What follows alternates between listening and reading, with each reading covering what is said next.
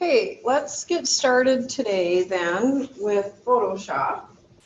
We'll take a little break from our student web stories. So in Moodle, I turned on the following week. So remember, the student web stories aren't due till, gosh, is it the 13th? Sunday, October 13th, so you still have some time to work on them, and I won't take the whole day today with Photoshop, but just to do a little something different, add some more Photoshop activities in case you need to or want to work with Photoshop for your web stories. I turned on the week, so there's a whole bunch of images. It's really kind of a long week as far as this one. With the layers panel, and I wanted to take snapshots in case it was unclear where things were at, so that you at least know physically on your screen what to look for. So those are there, and then if you keep continuing down, so there's a Photoshop instructions for the clock tower layering project. So that's what we're going to be working on today.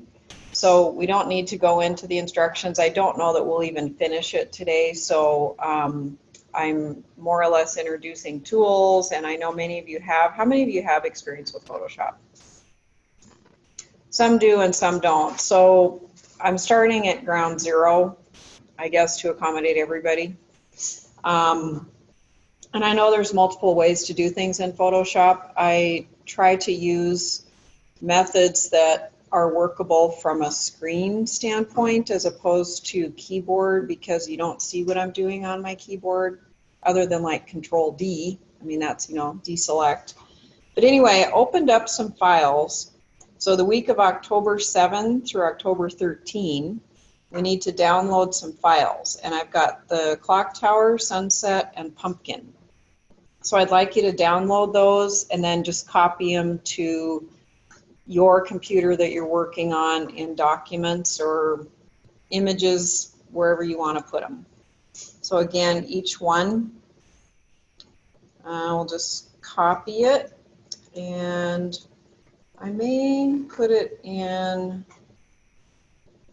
I may create a new folder, and I'll just call it Clock Tower.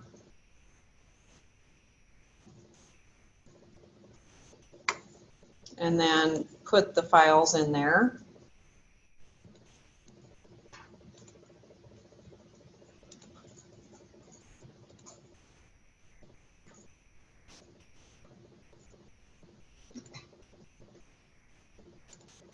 So this is outside of the HTML5 folder, right? Yeah, this is just learning documents or learning selection tools, really, in Photoshop.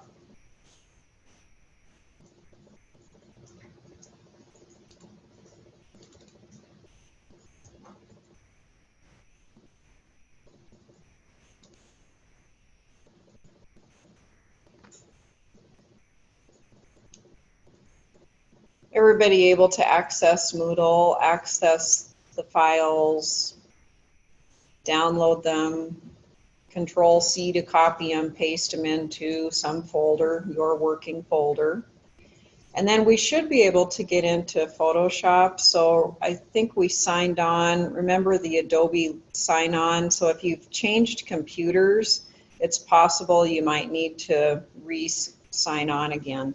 So let's find out. Let's just first go ahead and try to start Photoshop. So we'll figure out, whoopsie, Photoshop. We'll figure out who has issues, first of all, even getting into the program. So if you get to Photoshop and you're stopped with the Adobe sign-in, then let me know.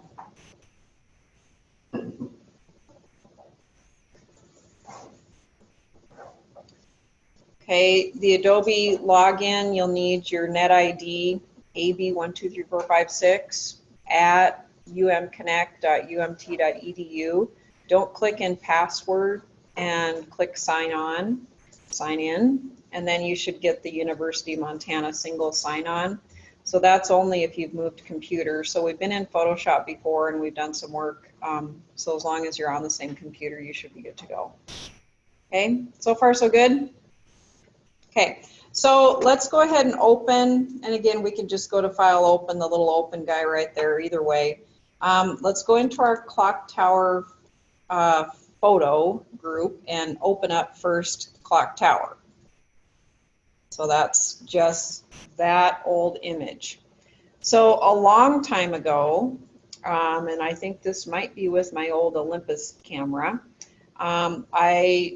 when I was teaching this class, I kind of went around campus and just took pictures of campus buildings, and quite a few of them I've used as tools to correct things. So you know how sometimes when it's the perspective, when you look up at a building and you take a picture and it looks funny, it looks like the sides aren't straight. So there's multiple problems that can happen with buildings in general. This one, what I tend to use, so you may see various pictures that I use, you know, kind of throughout this class, I guess, that maybe, you know, have been taken on campus. This one almost has the green screen effect. If you're not familiar with green screens, they actually look just like this green that's right here. And a person, you know, videos themselves against a green screen, and then you can put whatever background behind, or no background, you know, not the green color, that funky green color, and it works really good to cut things out quite cleanly. So that's what green screens are used for. Great for products, so if you have to display a product and you're, you know, taking shots of it, really easy to cut out that color. So this one ended up being kind of a lot like that. So if I wanted to use this, and actually what's really kind of funny is my prior class to this one is digital publishing and design. And we used to always go over to even printing and graphic services when they existed. And that was our tour, because they had like the newspaper, they printed the Kaiman, so they had the big newspaper thing. They had all sorts of print technology machines, you know, from the plates and 4-color process and spot colors and all sorts of stuff. But anyway, I've used this particular image for years and years. And it's funny because she was cutting out, so we go to talk with Shauna and Neil back there, and she was making a thank you card to donors, I think Foundation donors or something, I'm not sure. And she was using something very similar to this, putting it against a background, like a more of a fall background with a big, huge thank you on it. I'm like, wow, what I do really is what you do. So it was kind of funny. So problems with this image, if I wanted to cut this out, is this a great image? No, not really, but you know what, it's gonna work. But the trees might be a problem. Obviously the blue sky is a problem. And just a little bit about this image. So it's a JPEG image. It's in RGB 8-bit. It's currently at 33%. So yours is probably very similar. As far as views in Photoshop, you can go to, you know, the old zoom in, zoom out. And I do use often Control+, so that's on your keyboard, Control+ or Control-. So that is something that you should probably become kind of familiar with. But again, if not, it's super easy, just view, just like any other program. 100%, so you do want to go, so click view 100%, and you'll see the 100% right here. What's really important about this, couple of things.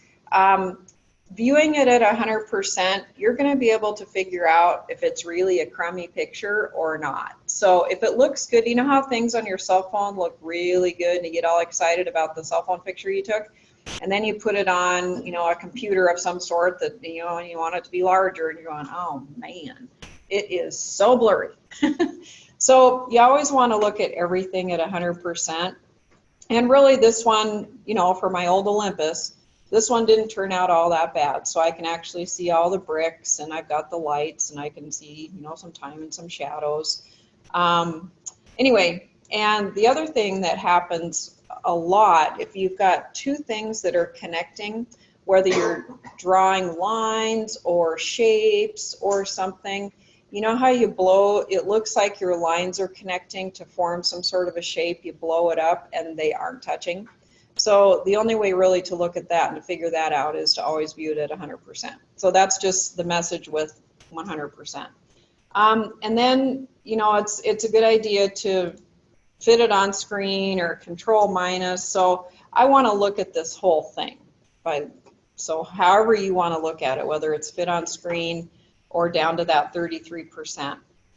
And I think we've already been into image size, right? We talked about that already. And this is taken at 72 pixels per inch. So again, it was, it's a larger image. In fact, inch-wise, 21 by 28, my new camera takes, I think this was high resolution back in that camera. My new one now is like 60 inches by 48 or something. And that's not even, I mean, it's a, I have a Canon, I think. I don't even know what I have. I really like it, but I think it's a Canon, but it's way bigger than this one. So it's kind of funny that what I thought was a really great camera. Okay, so in looking at selection tools, so again I think we talked about this too, I kind of like to see my tools blocked more to the top rather than my eye traveling down. And these screens are so big that it's not cutting off tools, but if you're working on a tablet, one long block like that may start to cut off some of your tools. So I kind of like to have it in a couple of different columns there. Okay, and by the way, do you have your control palette? Is this on? There's a little bar at the top here. If not, tools is that one, properties. So I think, is it by default on? Does everybody see theirs? Okay, in design you have to turn it on with control. The other thing is workspace. I guess if yours is a little different than mine, window workspace, and I've got mine set at essentials. So that might be another switch if yours is not. When teaching, I like to have everybody's the same. Okay. So you don't have this particular toolbar. If you try clicking on, so maybe the rectangular tool or the four-headed arrow, is it still not showing up? And then do you see stuff up here? Mm-hmm. Okay, so now you're... I had it on the rectangle. Oh, yeah. So it will change with every single tool that you have. And, like the rectangular tool, there's really not a lot of options here. So some tools, you're going to see a lot of options all the way across. So it's really going to vary tool by tool. Anyway, so you'll notice that some of these tools have a little triangle on them. And the move tool is what we're really going to be using, so I don't think I'd worry about changing that one. But we will be looking at adjusting some of these other ones, at least a couple of them, so that we can practice with them. But whenever you see that little triangle, it's like there's more inside. So you can click hold on it, and if I want to end up with rectangle first, but if I needed the elliptical tool, the round one, and I don't see it, then the only way really to get to it is click hold. And there's an M here, so pressing the M also lets you get to these tools. I usually just utilize my mouse, but I guess if your mouse is out, there's another way to do it, or if you like keyboard. So we're going to first start with the rectangle marquee tool. Shows you the little picture of the tool, and then there's 4 boxes right at the start, and those are pretty important. Very first box says it's a brand new selection, so there's nothing selected. Whatever you want me to do, it's new.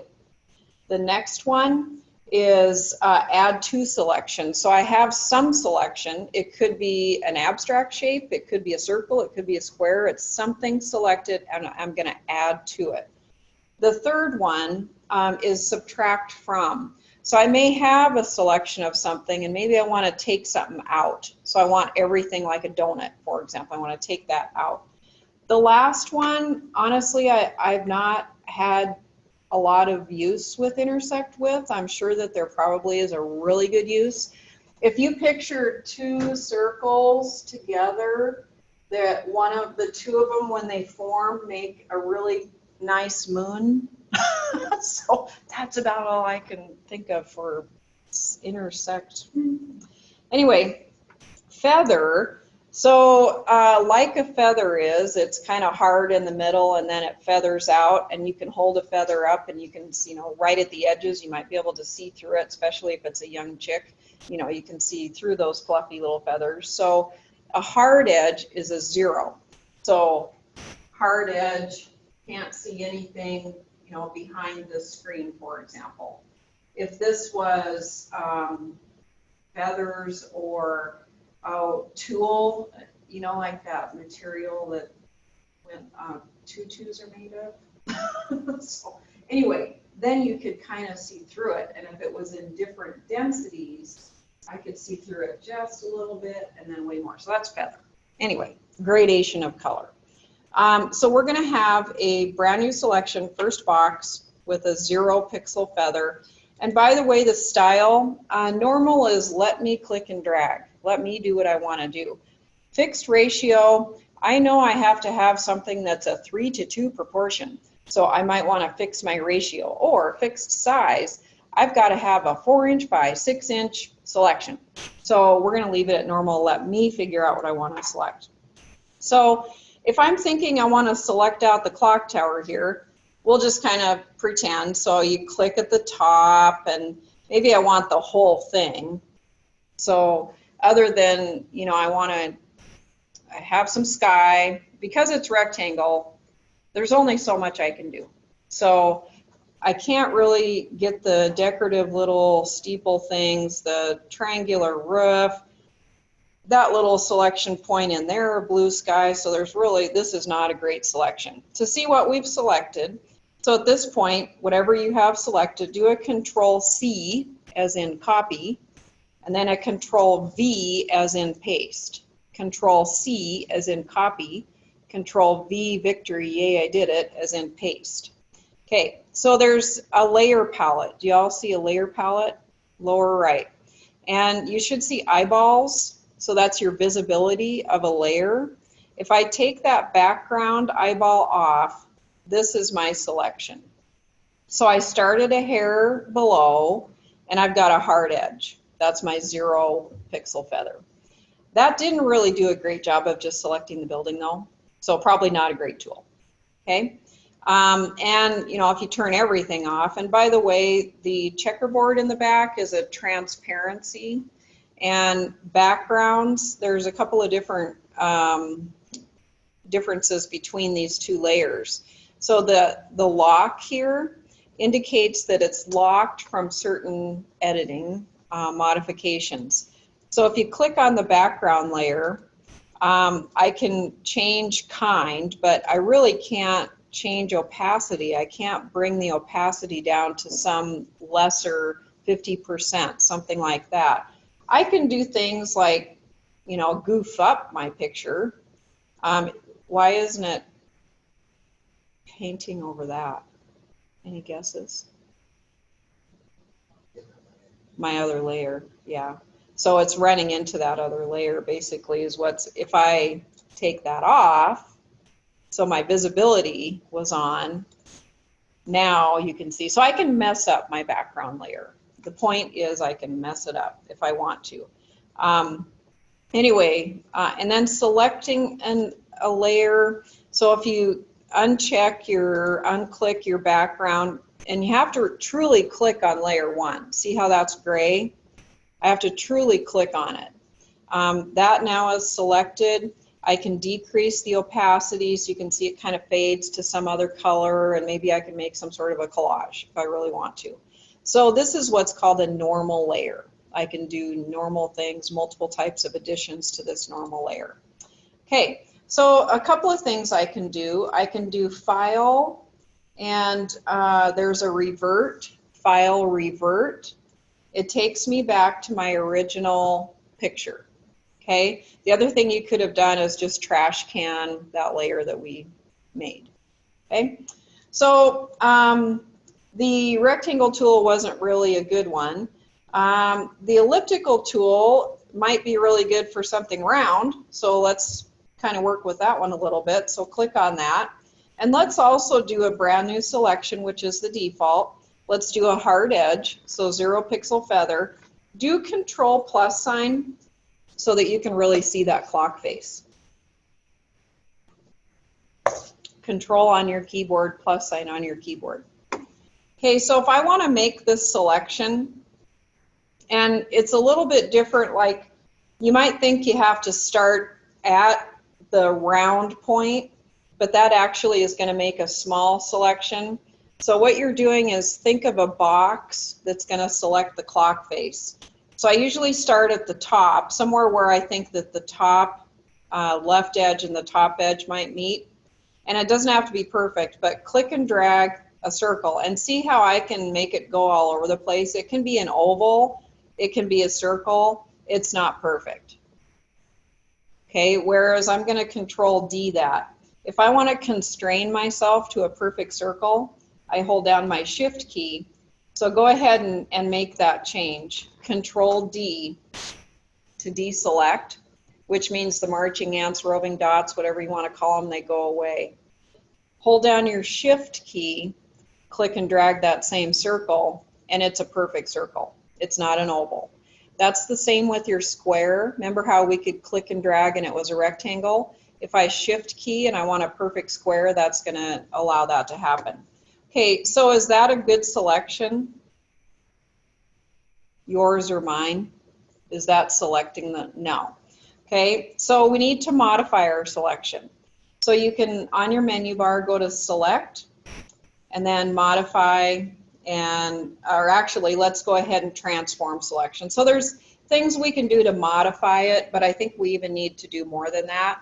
So I can modify the border, I can smooth my selection, I can expand it, contract it, or add a feather to it. But really, our selection is so crummy, we need some other things to happen. So select, transform selection.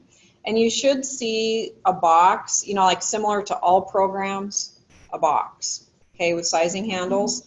And we're probably not going to be able to get a perfect selection with a circle because the clock face, I was standing on the ground shooting up, and it probably is not perfectly a circle. So you can skew the bottom corners, like all the corners together, by holding down your control key. So work with any of your corners, hold a control key down on your keyboard, and you should be able to kind of, you can do sides too if you want to, but work with any of those. So your goal is to try to get the selection to be around the bricks. And the decorative brick that's around the circle, I know that it's kind of hard to see, but we'll do our best.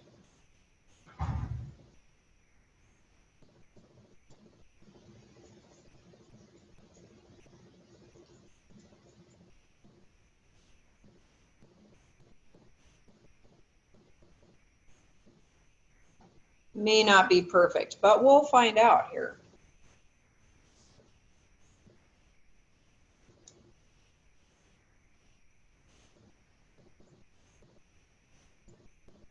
Okay, when you're happy with it, and again, the skewing is control on those corners. When you're happy with it, go ahead and enter key, which brings you just the roving dots, marching ants.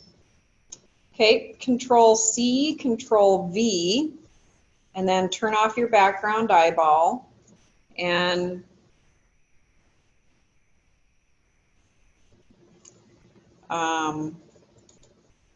see what you get.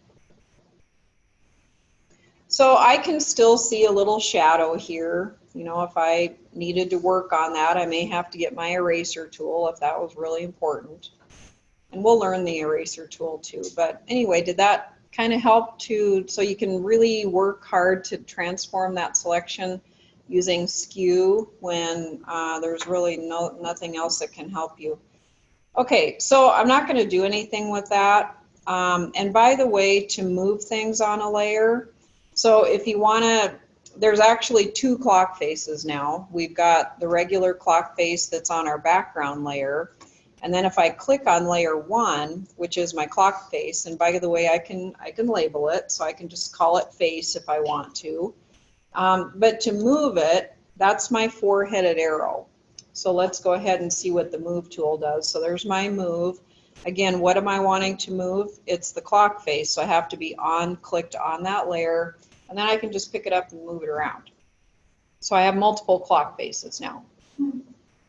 Yeah. I know, you can do all sorts of things. So things really aren't real. I mean, you think of so much that can be done with Photoshop. And I mean, news articles, just think of what's coming out everywhere, even products. They've done this for years with models. You know how they have like perfect bodies and their arms never have bat wings or anything, you know. They really do have bat wings. So, I mean, you know, you just really have to question anymore. Are things really real? Anyway, so let's trash can that layer. And again, we can either trash can it, or what's the other thing I could do? File revert. Either one. Okay, so we're going to get this back. Let's fit it on the screen or control minus, whatever we want to do. The other two on there are actually single row and single column. That's a pixel. So if I wanted to take 1 pixel of this, spread all the way across, and maybe it was a really great gradation of the sky, and then I want to copy that down, because as soon as you get 1 pixel of something, you can just copy it down and have a really nice gradation of tone. Same thing with single column. So that might be a reason to use, you know, single column, single row. Okay, some other tools. So they're kind of all grouped together again. So do you see the rope one? And it's the Lasso Tool. Everybody find that one? It's an L, but we're going to use the regular old mouse here. So let's click on that Lasso Tool. Again, it's a new selection and it's a 0 pixel. So we're kind of sticking with the same thing.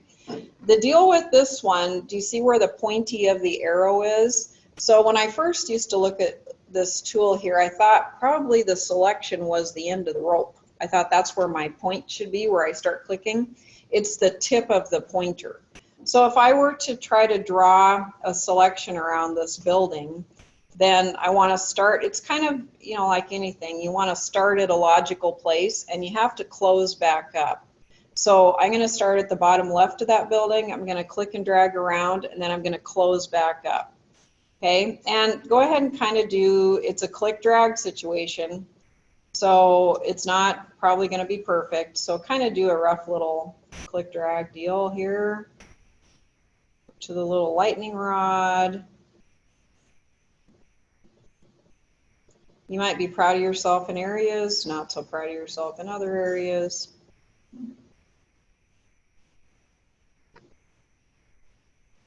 Okay, and then straight along the building doesn't seem to be too bad. And again, you have to kind of close up. If it doesn't want to close up for you, sometimes you can double click, but it's going to want to find that point again. Okay, and then when you think you're closed up there, we Control C, Control V. Remember, see how we did.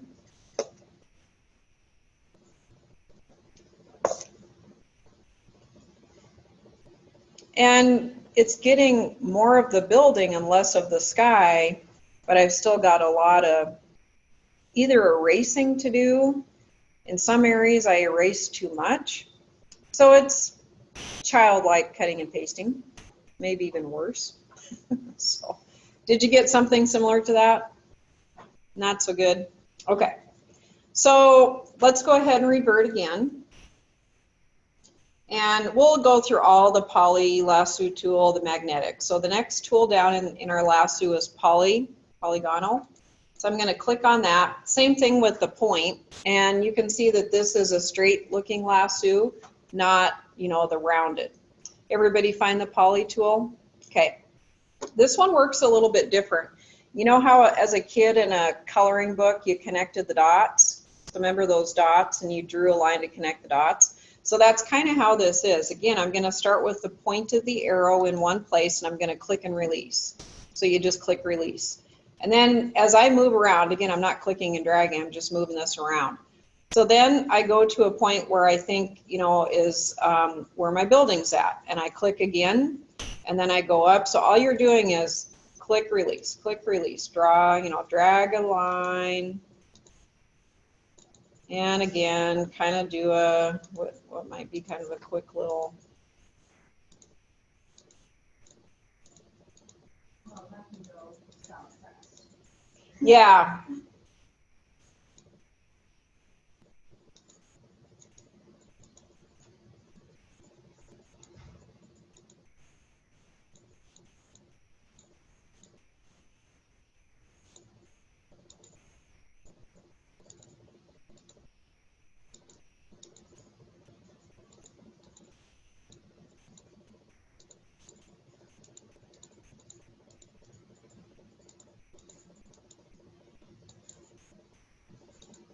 It doesn't even do a good job around the outside. I mean, when we copy paste, it'll probably be okay, but Control C, Control V, again, turn off your, you can Control plus to view in. So what type of shapes would this work well for? Straight. Does a pretty good job, really, my left-hand side, other than, I'm a little wonky here, but really that left side looks pretty good. My roof looks better than anything I've ever done. So I think, it's leaving some detail out, I do know that, but for straight edges, this is good. And if I had straight edges and then I had to add my own little drawings with the lasso, remember the hand, I got a hand draw. So you can combine all these tools, which we'll be doing too. Okay, so again, this is not, the best tool, but we know that it did a really good job for straight edges. So let's file revert this one. And the very last one is your magnetic lasso tool. Okay, so we'll use that one. This one is a click dragger. And what it does, so you'll see that there's more tools that you can manipulate, more settings. So I'm 0 pixel, again, my hard edge. Anti-alias means it's going to try to smooth the edges if I didn't go over that before. Width and contrast of 10%. The deal with this tool is you're supposed to be able to kind of quickly click and drag around your edge, and it's going to look for a width of 10 pixels. So if I go too far out of that 10 pixels, it is going to be a bad selection. And if I don't have more than a 10% edge contrast, or is more within that 10%, it's going to be a poor selection. And I've got frequency of about 57, which is kind of the dots basically that are connecting. So the deal here is I'm supposed to be able to, again, the point of the arrow, I start, I have to close up, but I kind of cruise around, and I'm going to go kind of quickly. That's the supposed beauty of this tool. I'm supposed to be able to go kind of rapidly. It's supposed to help you make the selection. Da, da, da, da, da. And we cruise around. And then again, we'll do that same Control C, and you have to close up. So be sure you close up on this one. Sometimes it can be harder to close up. Control C, Control V, and if I zoom in,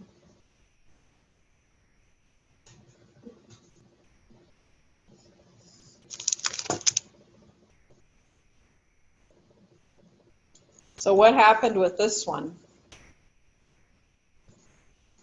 Is yours similar to mine? So where we had high contrast, you should have probably the best edge we've seen yet, right? I probably got the most detail. There's a little bit missing right here, but as far as the most detail I've seen yet around those edges. I did cut off some of the little spires here. I cut off the lightning rod. Look what happened with the tiles on the roof. That's kind of a surprise, isn't it? Okay, the little spire. What about the side of the brick? Isn't that kind of a surprise too? Yeah.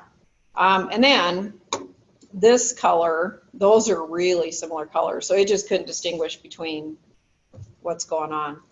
So the deal here, let's go to File Revert again. And I'm going to fit this on the screen. So to see why that happened, so when we look at this to our human eye, this is a really clear brick building. And there's a big difference between the brick color and the blue. Okay, but if I turn this into, so if I go to Image, and then I go to Mode, and I turn this into a grayscale image, so you'll see that there's some low contrast. So you're going to get a little message here, and it says, really, do you want to discard the color information? You'd be so much better off if you went to Image Adjustments in black and white, but we always know we can revert, right? So we're going to say, yep. Okay, so look at the high contrast on the left, but it does get fuzzy here, doesn't it? It's almost the same color. it's really good contrast at the left side of the roof, really poor contrast on the right. And I almost can't even distinguish, I mean I can, but really with the colors on that right side of the building, kind of hard to distinguish. And this is just a plain default black and white, so a grayscale. We're not even manipulating any of the gray tones. This is just default. So does that kind of help describe too why that high contrast works super good for high contrast? In fact, you can probably see that little detail right there, but that's about it. I mean, it did a really super good job on that left-hand side. Let's revert this again. So that takes care of our lasso tools. The next one over, there's either what's called a quick selection tool or a magic wand tool. They both work pretty similarly. I've been used to the magic wand tool, so let's go ahead and choose that one. And you have to click hold on it, and it says magic wand tool. And I want to do some, so we'll do some sampling just to kind of test how this works. So the idea here, again, new selection, the idea here is there's a point sample, a 3x3 average, a 5x5 average. So what that is if I move my cursor and I click on it with point sample, I'm actually clicking on one color of whatever, if I'm on the blue sky, one color of blue. And if I'm clicking on a 3x3 average, then it's 3 pixels square, so it's basically about 9, and then it's going to average that tone of blue and select out from there. But let's leave it at the simplest point sample. The tolerance is how many pixels or how many tones left or right of that point sample can I go in my selection. So let's cut this down to like 5, pretty little. And also, by the way, again, the smoothing, contiguous, what that means is the pixels have to be touching, okay? And if we were to zoom in here, those pixels are not touching, but we'll worry about that later. The other problem, if you have contiguous, I mean, that can be a really good setting, but I'm sure you've seen pictures, like really sweet pictures in magazines where there's a beautiful blue sky and there's a really cool window and the blue sky is echoed within the window and the clouds, and it's just really beautiful. And so the blue sky within the window is the same as the blue sky. And if I uncheck contiguous and I click that blue that I want to select, pretty soon it's also selecting the pixels inside my window. So that's why many times you do have contiguous on, so that they have to touch one another. Okay. So if you would all move your cursor to kind of a similar point, and then we'll all not exactly have the same selection, but kind of similar. So if you move it here, click once, it selects those pixels, which obviously is not very many, okay? And it's also not selecting anything very close to my building. It's not selecting, it's harder to tell, but there is a deeper blue on that top right. And it's less deep blue, especially on the low left. So if you were to look at that tone and that tone, you could really probably tell. So this isn't a great selection, right? So Control D to deselect. Okay, so let's change that. We know that 5 is too little. Let's just go ahead and change it to 15. So we'll kind of just go up in bigger blocks. Again, I'm going to move to that kind of same area, click once. So this is getting way better. And you can Control plus to move in, like Control plus a lot. And even though it looks way better, it's really not way better. So see how it looked like it was hugging my roof line, but it really isn't. There still is some space in there, and there's some, it's not going to select whatever those, you know, it's a slightly different color of blue for whatever reason. So all these are not, you know, this is selected, the ones outside of it not selected. So I'm going to Control minus, actually I'll fit that in. Oh, and look at the top right. So you really clearly see the difference there. So I'm going to view fit this in screen again. And then I'm going to how to deselect? Control D.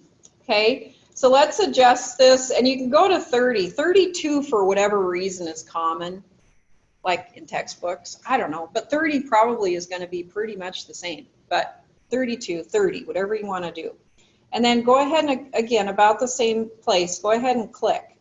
Now we're going to zoom in because we need to be careful about what we're selecting, but it's a way larger selection, right?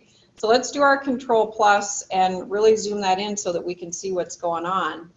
So some of the items that we need to be careful of, this little spire guy right here. So we don't want to select so much of it that it blocks out that middle, okay? Because remember, they're very close in color, really, or tone. Does a pretty good job around the left-hand side. Great job along the roof. It seems to get the little lightning rod thing. I move down. Looks like it's doing a pretty good job on the tile. Along the right-hand side of the roof spires, pretty good. Cruise on down. I think I'm going to have some shadow, so you can see that right here. I think I'm going to have shadow, and it may, you can kind of see again on that right-hand side, it may not do a great job, but for the most part, I mean, look, it's even getting the lights. That's pretty tremendous. So let's Control minus, or actually just probably quicker view fit on screen again. So let's say we're pretty happy with quite a bit of our selection. So now we want to look at, okay, I want to keep what I have and I want to add to it. So click the little box. We know that the top right is not quite selected, so let's go ahead, and you don't have to click, you want to click inside actually, but go ahead and click. It should fill that in. And then as we move down here, let's go inside. Remember, the contiguous, they have to be touching. So let's go ahead and click inside that little block, and that should select that sky. And then we want to go ahead and click somewhere down at the bottom section, and it should help to fill in the sky colors at the bottom. So does yours kind of look similar to mine? Okay, what am I selecting? The sky. Okay, so if I want to select the building, I need to invert what I have. Okay, so there's a tool. You may have already seen that, but select, and then inverse lets me choose the building. So now let's Control C, Control V. Then do your zoom in, Control plus. And there's a hand tool that works pretty good for moving around. It looks like a hand. And you can kind of start at the bottom. Now we know we got to take care of the trees. That's going to be pretty easy. But what I want to do is look along this whole edge. So right here, that's the first, and is that detail really important? Well, I don't know. Maybe if it's Architectural Digest, maybe it is. But that's the only tool we've used where that tiny little brick detail came out. In a couple of areas. This is the only tool that's allowed us to keep the lights that are out. There is a little bit of an issue, and I'm going to Control plus here. There is a little bit of an issue here. So what I probably want to do is paint that in a little bit. So I'm going to go to, and probably just my brush tool. Do you all have a little bit of that too? Where it kind of cut into this little spire? So I'm going to use my brush tool. If you don't, pretend you do, okay?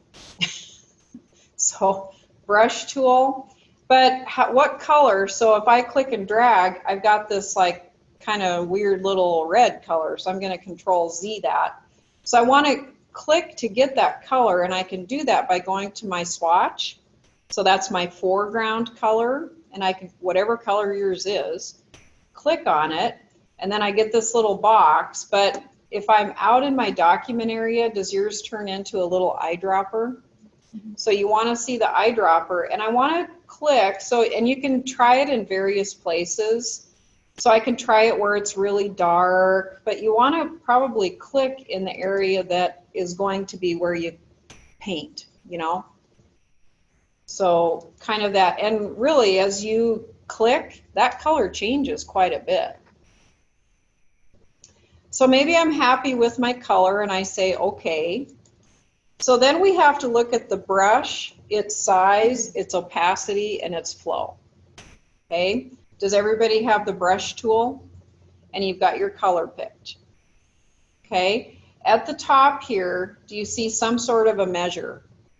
All right, so 13, if I were to look at, I bring my little brush out, 13 is huge. For what I need a tiny little brush to just paint that on.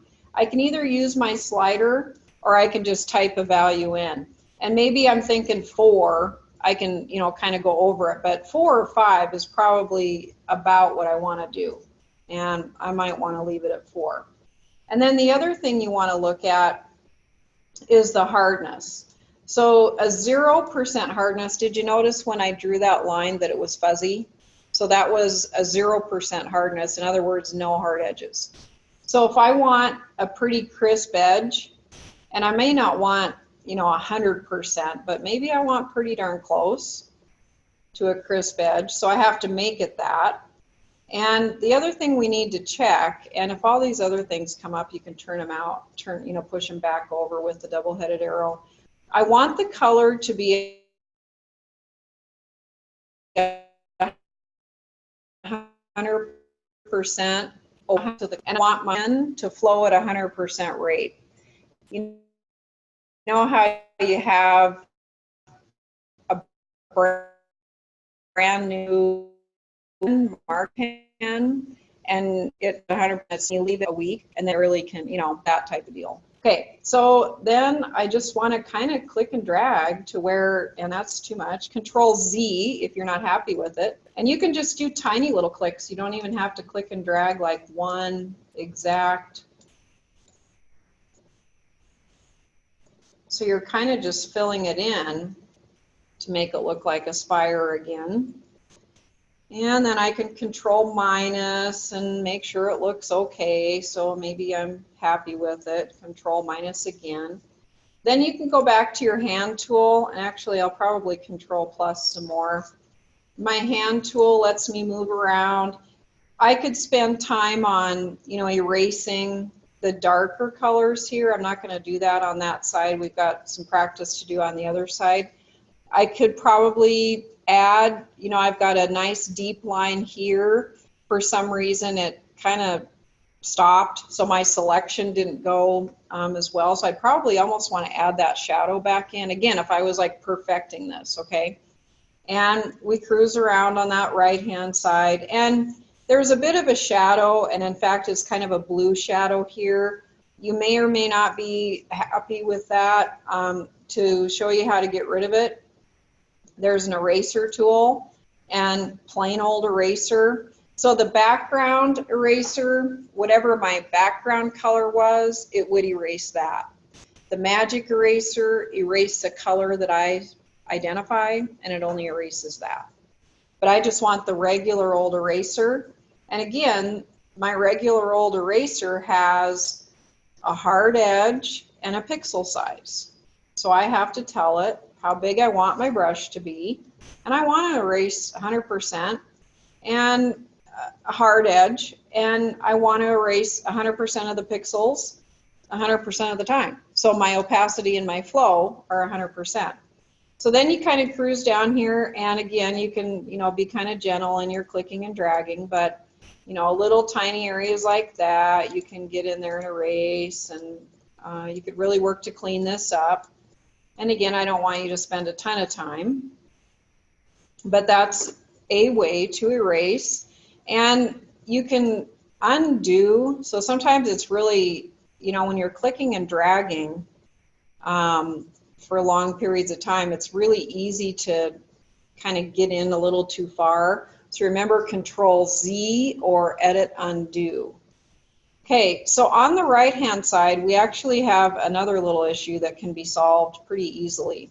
And I may Control minus a little bit. Now Control plus, you can see. Does everybody have that same sky-colored edge that I do right here? So what we can do, remember that magic wand tool? So we're going to go back to that magic wand tool, and we'll try the 32 pixels. I want a new selection. We can always decrease that if necessary, but what I want to do is click on that line, and it's going to show me where it's selecting. And if I think that that's the skinny little blue that I want to delete, I can delete key on my keyboard.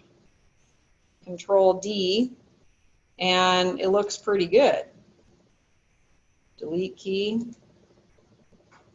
So some of this, and again, Control D, I may choose to use my eraser on this particular angle right here. That's not going quite so well. A couple of areas maybe at the top. But what works super well, this light, I think I've tried this before, and maybe we need to do 15, I'm not sure, because it tends to, well, maybe not. I'll go back to 30. Sometimes part of the light, like too much of it goes away. See how it's getting inside there? I'll go ahead and delete so that you can see, Control D. I may have to then go back and paint in a little bit with my brush, and I'll grab, you know, kind of a dark color there, probably a single pixel, tiny, and I may have to actually go back in there and draw a little bit. And back to my magic wand, 30 or so pixels. I click on my blue, that's the sky. It's selected, I delete key, Control D again, so super quick to do that. And again, Control D lets you erase.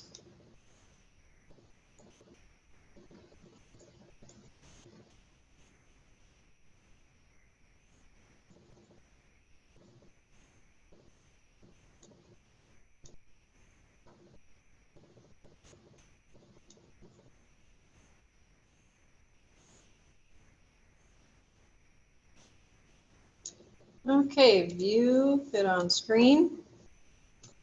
And then the eraser tool, I'll Control plus again at the bottom. You'll probably have to move your screen around a little bit to adjust it.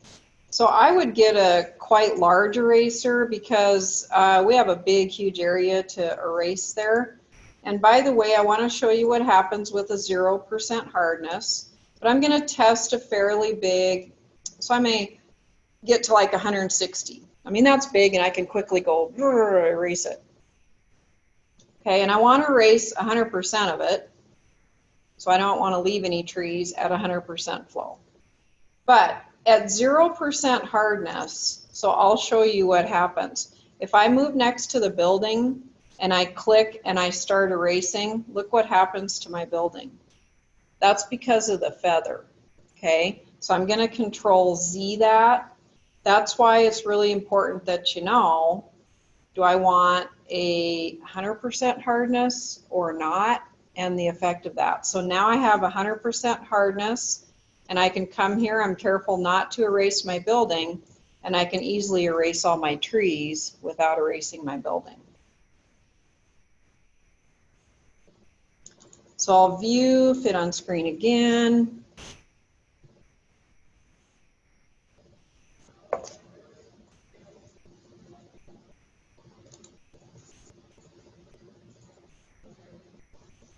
So these are the old tiles. I don't know if any of you were back here in the day before those got done. It's been several years now, but the green is, this is probably copper, so it's the copper green color. And now it's a, I think it has a little too much blue in it. It's a different, this is the, again, coppery look. So that's why it's not the same roof, in case you're wondering what's going on here. So this was a long time ago, again, that I took these images. So it's nearing Halloween, and a couple of things that we might want to do. So maybe we want to make this kind of a scary looking clock tower as opposed to a bright sunny day. So we may want to bring in another image. Let's go ahead and save what we're doing here. So let's go File, Save As. So I don't want to replace clock tower. I want to save it as a different name. So let's do clock tower underscore, you know, edited or Halloween, I don't know, edited. Let's do fall 2019, just so we know that that's a different one. And oh, did I choose Adobe PDF? I was doing something different. Cancel that. You probably got just a regular old Photoshop file. Clock tower. Yeah, I was, so you'll find a PSD, right? Photoshop document, is that correct? Okay. So good there, and then save. So when you see this message, the maximize compatibility, so if you leave that checked, all the Adobe products will work together seamlessly. So that's just what that message is. If you don't want to see it again, you can turn it off or on. So anyway. Or other Photoshop versions. Okay, so I've got other files. Let's go ahead and do a file open. Are we good to go on the saving? So let's go file open. And there's a sunset picture. So sunset 4, go ahead and open that. And it looks like, so if I'm viewing this, I'm at 44% because I'm viewing it at fit on screen, versus sunset 4 that's not at fit on screen. So when you're moving images one to the next, you want to make sure that there's some size compatibility and probably orientation compatibility. So if I look at the size, the physical size, if I go to image size of sunset, it's 1536 by 2048. So 1536, 2048, I'm going to go back here. Image size, 1536 by 2048, exactly the same thing. Okay, so that's kind of important. And then the other thing too is my orientation tall is important. Now I could fit in this particular image, if I had a really big image, I could of course take that and fit it in here. But if I had a little tiny sky that I just fell in love with and it was only 300 pixels by 400 pixels, I wouldn't be able to expand that out to make what looks to be a clear, you know, skyline or whatever. So that's the only thing you need to, I think, be worried about. Again, is this a great picture? No, not really, but it's a sky. So something else with this picture, there's a couple of little things. There's some trees here. Do you see that in the bottom right? And there's some trees in the top right. So those things are going to lead your eye off the page. Now the one at the bottom is not going to be a problem because the building covers it up. But the one top right, that's going to be a problem. Okay, so that's going to lead my eye somewhere. It's like, where's that tree? Why is that little bit pictured there? So what we want to do is use, and we can do this now, or we can do it inside of the other file. We're going to end up copying and pasting either way, but we'll use the clone stamp tool. And actually, let's do this inside the other one, because what's going to happen is the background is going to prevent us from making some changes. So just like any other program, you know how you do a Control A, it selects it all. So I could use my rectangle tool and I could draw a line around it and I could select it all. But I also can do Control A and it selects the whole thing. So remember that about this program is really similar to most others, okay? So Control A to select it all, Control C to copy it. I move over to clock tower, Control V to paste it. Where did my clock tower go?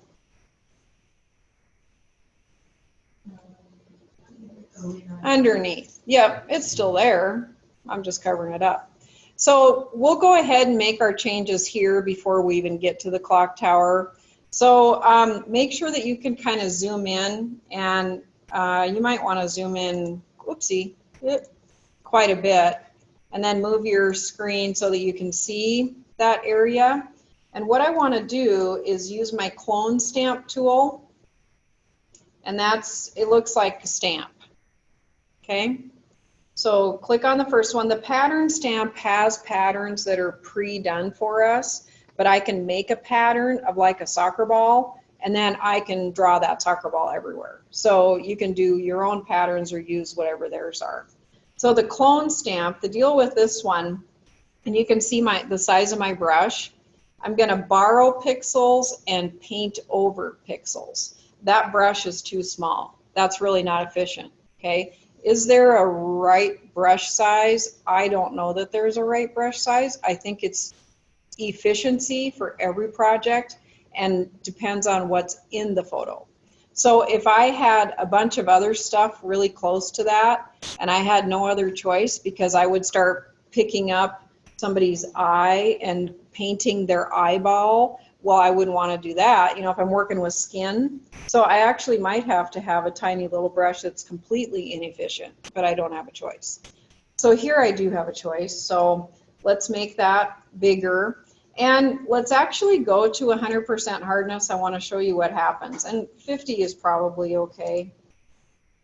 Let's do 100% opacity, 100% flow, and it's normal. There are some blending modes here, and we'll learn more about blending modes later, but let's make normal here. So the idea here is that I Alt somewhere and it becomes a target on my keyboard. I Alt somewhere and I see this little target, and then I click once and I release all my hands. Okay, then I move over here and see where, so I did one tiny click and release. Can you see where that hard edge is a problem? So the sky is not hard, right? So I need to look at what my picture is and figure out if a hard edge is best suited or a soft, fluffy clouds. So that, can you see that in the back, Katie? Or is it too hard? There is a hard edge circle. So that wouldn't be appropriate for trying to cover that up, because it would look like I'm trying to cover it up. So I'm going to Control Z that. I think my brush size might be okay, but my hardness is not. So I probably want to drop that down. Now, do I want it to be 0? You know, I could probably get way down there. We'll see what it looks like. And again, it's the color. So I want to, you know, if I want that kind of pinky look, then maybe I want to Alt click there. If I want this kind of more blue purpley, I want to probably Alt click there. So you'll decide, you know, where it is you want to click and drag, but your goal is to make it look like nothing's different. So go ahead and again with your color choices.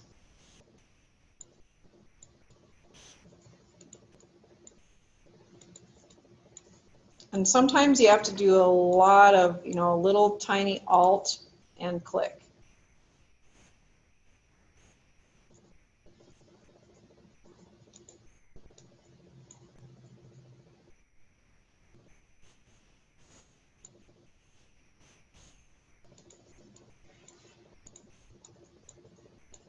And you'll notice that sometimes it repeats. So you start going down. And you might see it start drawing part of the tree because or somewhere else, you know, because you moved there. So anyway, your goal is to make it look like you've not been there before. So this is a great tool for as long as your picture that you have, the photo that you have has an area where you can borrow pixels from. It's a really great tool for correcting things. You know, the chandelier over Uncle George's head, the power lines, you have this beautiful mountain and then you got this ugly power line going through there. So things like that are super easy to correct. Okay, so we've corrected that. I'm gonna fit this in my window again. Did everybody feel pretty good about that? You'll have other projects to work with that too. Okay, so what might you think would make this work so that my clock tower is on top? The layer with the clock tower, smooth it. Yep. So you can drag one up or one down, whichever one you want to go. You're just mixing up your layer.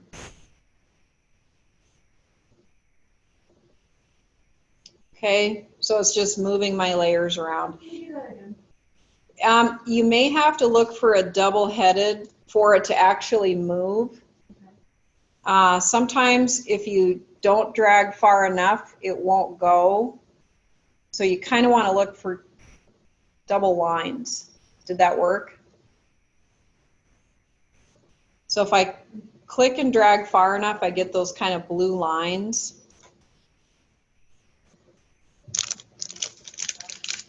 That work? Okay.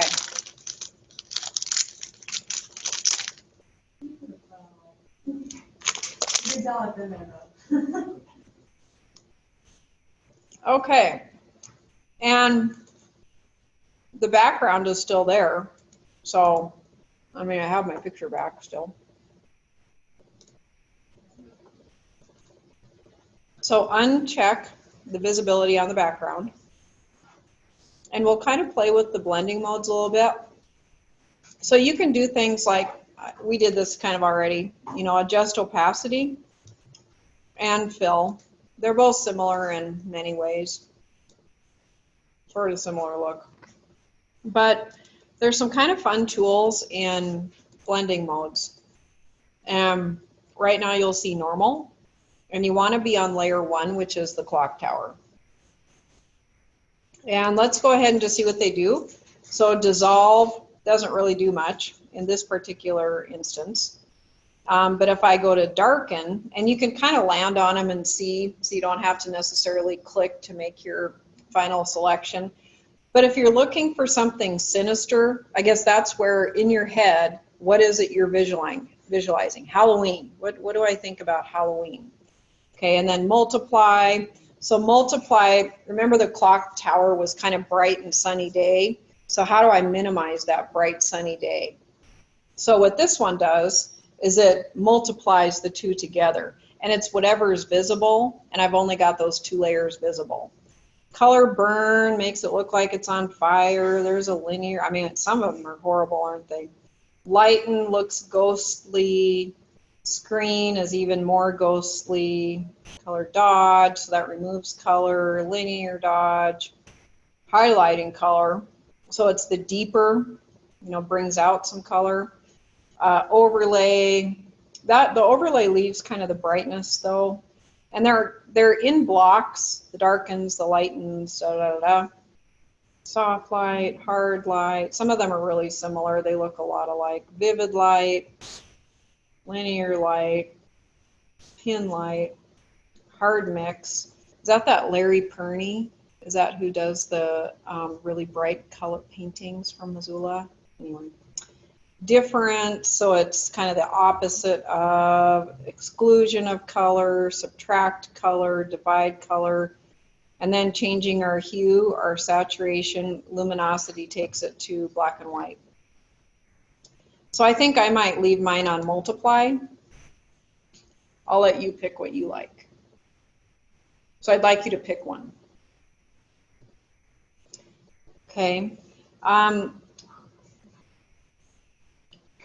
We really only have one more thing to do. We might almost be able to get done. We don't have to upload today, but let's almost get done. So I think we have time. Let's go to open, and we'll open that pumpkin. Was everybody good to go on that last part? Okay. So on this pumpkin, remember how we have lots of different selection tools, and you can combine selection tools. If I only want the pumpkin, what's my best options, do you think? So if we start with the marquee tools, what's the best one there? The circle, probably. Okay, elliptical. If I go to my lasso, what's the best one for my lasso tool? The regular. The poly wouldn't work. Why would the magnetic work or not work? What does the magnetic need? Contrast. Is there a lot of contrast? No, really not. Okay. Magic wand needs what? Kind of like a green screen. That one's not going to work either. So I think our best bet is to start with that elliptical, right? Okay. So circle tool, brand new selection. I do want a hard edge. Okay. So let's start. We aren't going to get the stem, right? We know that. Okay, does anybody remember how to modify my bad circle selection? Yep, so select, and then I'm going to transform my selection. You're going to probably have to skew it. Now, a pumpkin's a pumpkin, so, you know, I'm probably not going to be too worried about making sure that it's the most perfect pumpkin. Again, control key was the skewing.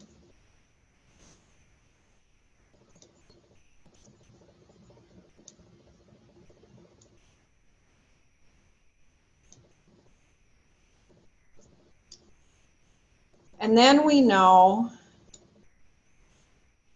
that's good, and then we know that that stem is going to require our hand lasso tool. That's the only option we have. So when you get to the point where you're pretty happy with your pumpkin selection, remember you can enter key to accept that. And then you might want to control plus just to move in a little bit to zoom in. Now I'm going to choose my regular old lasso, but what's most important here is that I'm going to add to my selection. Remember that second box? So I'm going to enter key to OK on my pumpkin. I'm okay with what I've got selected. And then I'm going to go to my lasso tool.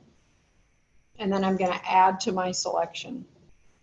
Okay, and then this one, and I could zoom in more if I wanted to see it better. But this one, you just want to click inside. So you have to enclose within the circle. So that's really all you need to do is I have to start inside the circle, and then I cruise along my little stem.